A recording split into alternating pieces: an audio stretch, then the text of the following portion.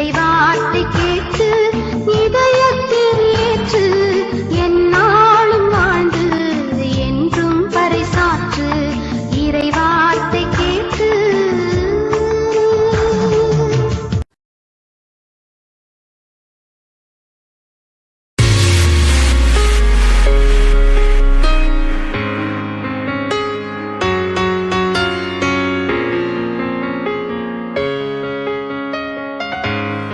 இயேசு கிறிஸ்துக்குள் பிரியமானவர்களே, அருமை ஆண்டவர் இயேசு கிறிஸ்துவின் பரிசுத்தமுள்ள திருப்பெயரின் நல்வாழ்த்துக்கள். The voice of God, voice of God, தெய்வத்தின் குரல் வழி. இந்த தெய்வத்தின் குரல் வழி இந்த விவிலியத்திலிருந்து நாம் கடந்து வருகிறது. தூய ஆவியானவரனே தாமே ஒவ்வொரு நாளும் வார்த்தைகளை சுட்டி காட்டுகிறார். நாம் வாழும் பொருட்டு, ஆசீர்வாதமாய் வாழும் பொருட்டு இந்த நாளிலும் அவருடைய குரல் ஒளி, அந்த அருள் ஒளி நமக்கு கடந்து வர நாம் ஒப்புக்கொடுக்கலாம். Holy Spirit of Jesus, Holy Spirit of Jesus. நீதிமொழி புத்தகம் 10ஆம் அதிகாரத்திலே 24வது தெய்வீக திருவசனத்தை தூய ஆவியானவர் காண்பிக்கிறார். நீதிமொழி புத்தகம் 10ஆம் அதிகாரத்திலே 24வது தெய்வீக திருவசனத்தை தூய ஆவியானவர் காண்பிக்கிறார். பொல்லார் எதற்கு அஞ்சுவரோ அதுவே அவர்களுக்கு வரும்.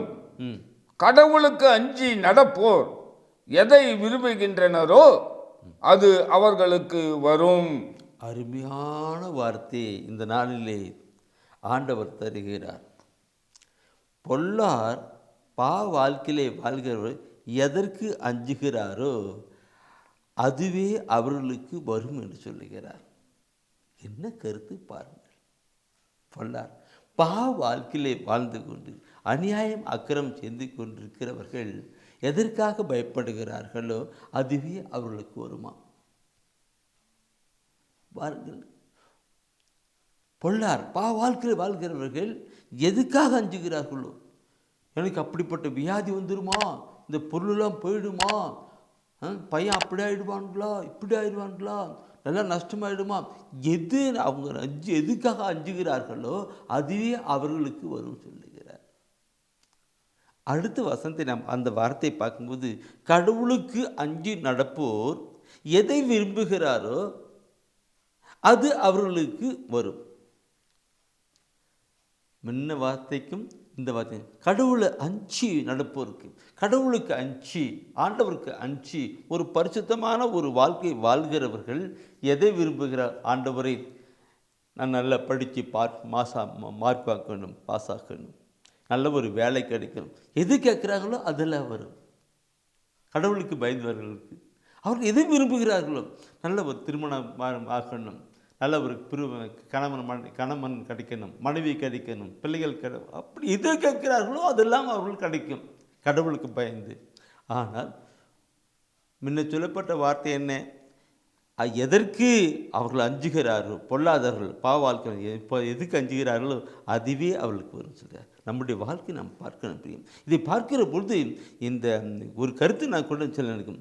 ஏசியா புத்தகத்தில் கூட ஒரு வார்த்தை சொல்லியிருக்கும். ஏசியா புத்தகத்தில் 3ஆம் அதிகாரத்தில் 10வது வசனம் கூட இந்த கருத்து தான் நாங்கள் சொல்லியிருப்பார். என்ன சொல்லுவாங்க?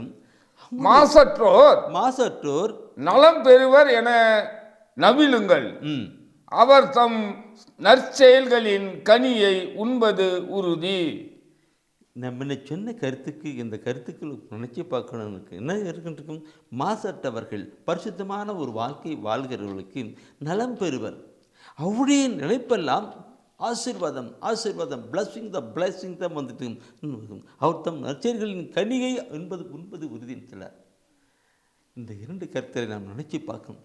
நாம் நம்முடைய வாழ்க்கையிலே பரிசுத்தமாக வாழ நாம் கடந்து வரணும். வாழ்வோருக்கு அது ஆசீர்வாதமாக இருக்கிறது. இந்த நாட்களிலே நேற்று தினத்தில் ஒரு கருத்தை பார்த்தோம். இந்த நாட்களிலே அந்த மனம் திரும்புதலுக்கான கருத்தை பார்த்தோம். மனம் திரும்புவது மாத்திரமல்ல, நாம் பரிசுத்தமாக ஒரு வாழ்க்கையை வாழ்ந்து ஆசீர்வாதமான காரியங்களை கடந்து செயல்பட வேண்டும். ஒப்பு கிடைக்கலாம்.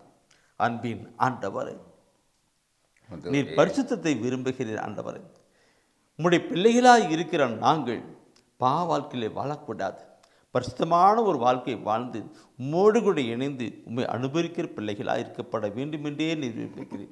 ஆண்டவர் உம்முடைய விருப்பத்துக்கேற்ப நாங்கள் பரிசுத்தமாக வாழ எங்களை தாட்சியோடு கூட ஒப்புக் கொடுக்கிறோம்.